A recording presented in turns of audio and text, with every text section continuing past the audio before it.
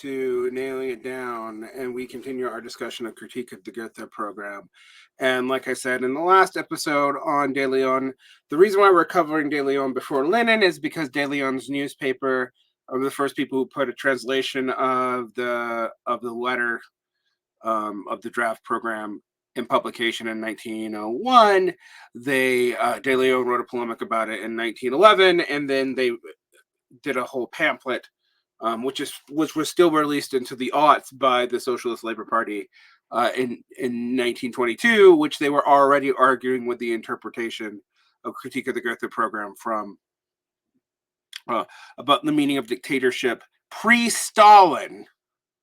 All right, so you cannot blame Stalin for this in 1922. Now, one of the things that we've noticed is that the Socialist Labor Party is already claiming to be the real party of Marx. This is also very early for that. This is in the very beginning of the 20th century. They are claiming that social democracy were betrayers, as early as 1922. So this is, 1914 is not even a decade in the past. And they see that, that social democracy, according to them, was never really a good Marxist party, although I don't know how DeLeon squares the fact that Marx and Engels thought that they were the international representatives of it. But nonetheless, let's get into the polemic by DeLeon from 1911, Did Marx Err?, which is published at the end of the Socialist Labor Party's criticisms of the Gotha program, which is the first version of this in English. The later versions are from Progress Publishers, which is in Moscow, which is put out by the Soviet Union. And then there's foreign correspondence for foreign language press versions, which is tied into the PRC. And then there's other versions, different people use it differently at different times, from the new left forward.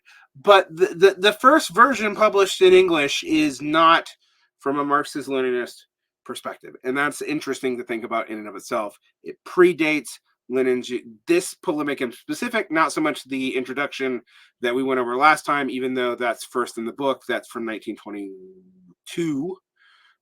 It's probably written somewhere between 1921 and 1922 by a committee, by the Socialist Labor Party committee. But this polemic is from 1911. And so it is generally attached to the end of the Socialist Labor Party's pamphlet on the criticism of the Gotha program. On the critique of the Gotha program are the critique of the draft program and the letter of the draft program. This thing has many different names. All right. Did Marx Err? This is by Daniel DeLeon, and again in 1911, and was reprinted in 1922, and was kept in print by the Socialist Labor Party until they didn't exist anymore. All right. The New York correspondent inquires, does not the course of events in Germany prove that even so great a man as Marx erred when he objected to the unity of the two socialist parties in Germany? Does not the course of events prove that the unity of the two parties was beneficial after all? Does it? Let's see. Marx objected to the unity that was brought about in Germany upon a platform which he characterizes bearing evidence of the socialism of its framers as only skin deep. Had Marx's advice been taken, our objections heeded, the result, true enough, have been that such a large mass movement as the present one, known as social democracy, would probably not now be seen in Germany. That, in a way, would seem to be a disadvantage. Would it, on the whole, have been that? Had Marx's advice have been taken, our objections heeded, the evolution of the party formations in Germany probably would have taken the course of developing the two parties out of the elements of now make up social democracy, with an eye solely to what would have been the typical types of each party, would not have consisted of the radical revolutionary bourgeois with a program exclusively intent on removing the relegates of feudalism, still left obstructing the path of capitalism, our bourgeois rule. The planks of that program, framed consciously or unconsciously by the ultimate goal, would have been a series of demands known as bourgeois freedoms, free press and free speech, responsible executive officers, larger measures of civil rights, etc., etc. The Yardy Party would have consisted of socialists engaged solely and exclusively with the socialist issues of organizing the proletariat and other useful members of the land for the conquest and overthrow of the political state. and its substitution with the industrial or socialist administration. The separation of the radical or bourgeois revolutionary forces in Germany, with its immediate mission to perform their separation from the socialist forces, with a mission to perform that had first to await the event of performance of the bourgeois mission, might, or perhaps might not, we are inclined to believe that it would, have had for it great consequence results, would have been greatly redounded to the benefit of the socialist movement in Germany and through Germany everywhere else. With such a separation of forces belonging to different revolutionary stages, both sets would have been unhampered and each unhampered by each other. Revolutionary bourgeois forces, called together by their own immediate class interest and warmed with their idealism of their own class, usually have carried out their programs substantially, if not completely. It is not probable that in Germany, a revolutionary bourgeois party could have wiped the slate clean as it did here in the United States. The conditions of a contiguous nations, especially to the east and to the southeast, make against such a consummation. It is possible that the German bourgeois revolutionary party might have fallen short of even the mark reached by France.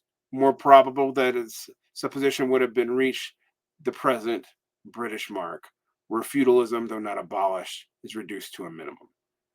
On the other hand, wherever the political channel offered to the radical bourgeois elements together with their nondescript affinities to exercise themselves in, a political party of socialism in Germany could have been planted and would have had to plant itself upon its own ground, drawing its recruits and inspiration from that source.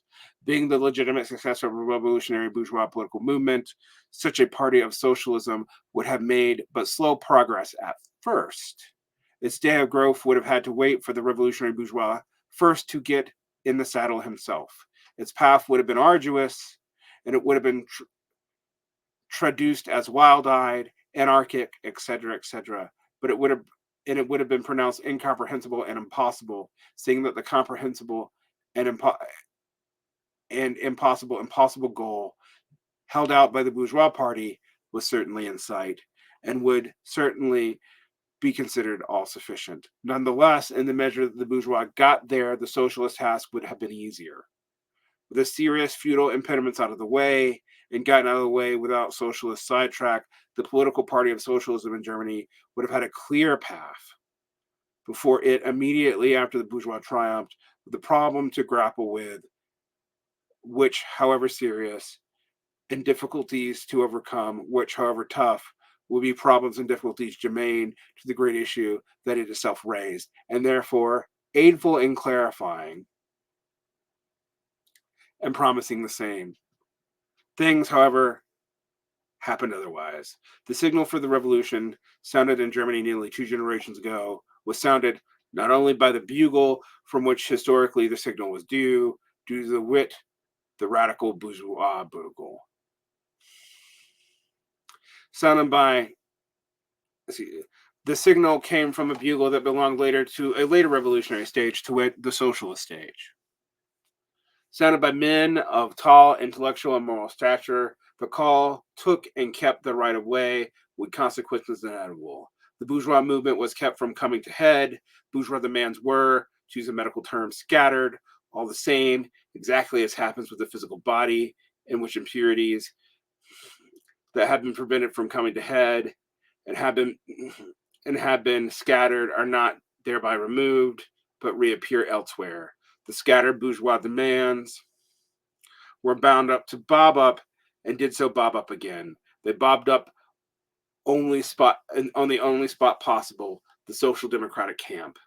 Thus the spectacle is explained of German social democrats, themselves no doubt socialists and not bourgeois radicals, handling and compelled by exigencies to handle issues foreign to the socialist program. Issues that appertain to socialism only in the same sense that all contrasts for civilization, which were made or should be made by previous social systems, concern socialism.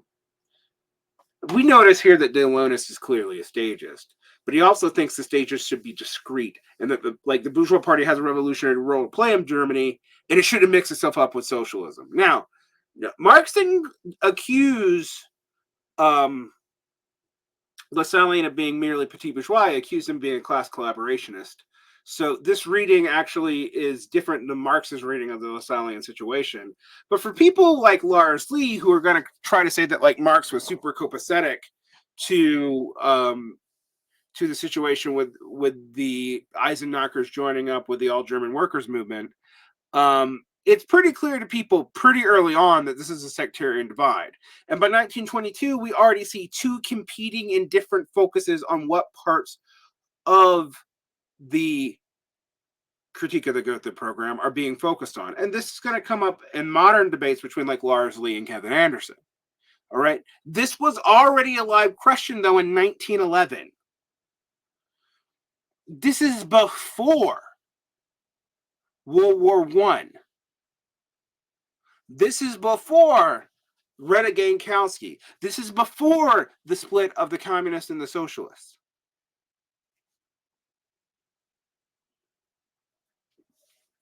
All right. In fact, you know, one of the problems that DeLeon's going to have is he thinks the communists should have separated way earlier than they ended up doing. Now, of course, this shows the sectarianism of the Socialist Labor Party, as they wouldn't even work with the Debsian Socialist Party in the United States, which had a more syndicalist orientation. But it also shows you that a lot of the tendencies to read this as not a live issue are this to become a sectarian track later, or for people to use critique of the Gotha program for either sectarian or stageist interest. This happens before even Lenin touches it and before it's a popular part of the socialist program. And again, like the Socialist Labor Party is one of the first parties to make a big deal out of this. I mean, Lenin's why it's really considered so crucial. It's that whole section of the State and Revolution that we're going to cover next. But this is early. This is earlier than the Bolsheviks being a separate party. All right.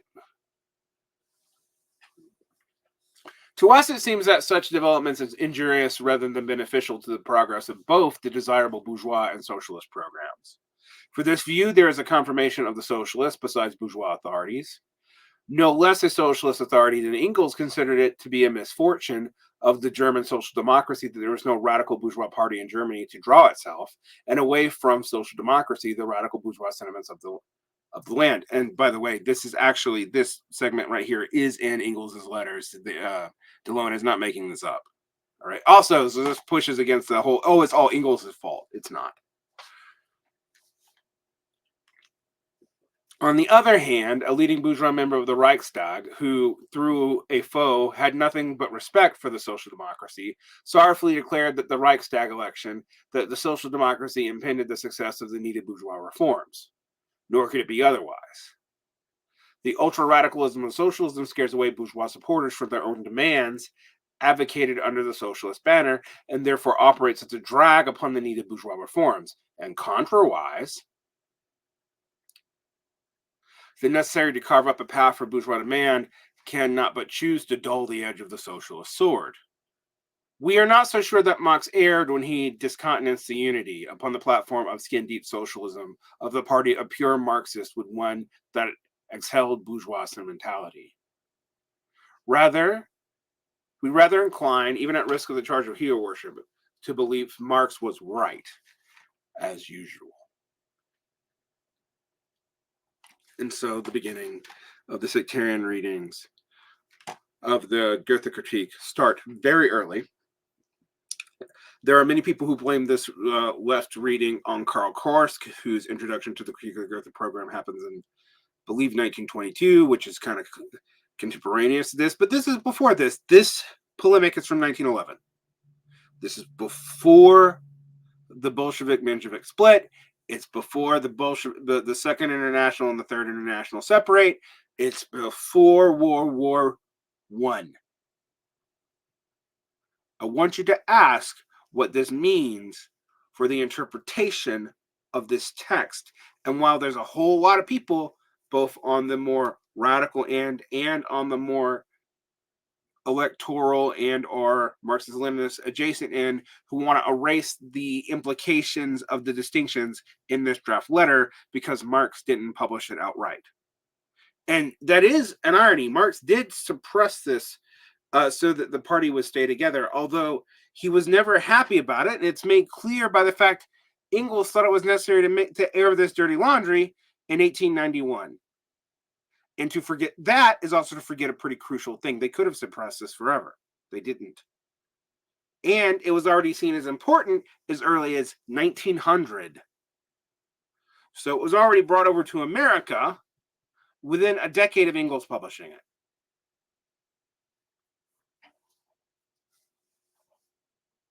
Make of this what you will, but the simple historiography that is clear cut that this was a stages document that justified the dictatorship of the proletariat as a dictatorship and not as something, not as a class rule, and justified this as maintaining capitalist order, which is pretty clear that it's not. Although this is reading as stages, it does not think that there's a capitalist order and the socialist order insipidly. In fact, it's pretty clear that they don't want that. And in fact, that we should have never mixed the two in the first place. That is DeLeon's reading of the Gothakritik. Now, you can say that's wrong, but that was the standard in first reading of the text in the English-speaking world. Learn it. And then we're going to get to Lenin and Lenin's reading. And then we're going to get to some other interpretations and how it's used. We're not going to go through all of them. I'm going to go through Korsch. I'm going to go through some Chinese readings. I'm going to go, I'm going to talk about the debates between Kevin Anderson and Lars Lee. And we'll return back to my disagreements with Cosmonaut magazine at the end. But I think this is important to consider and think about as you go through and think about the historiographic reception of this text. This is early. This is pre-World War I. And with that, like and subscribe. Have a great day.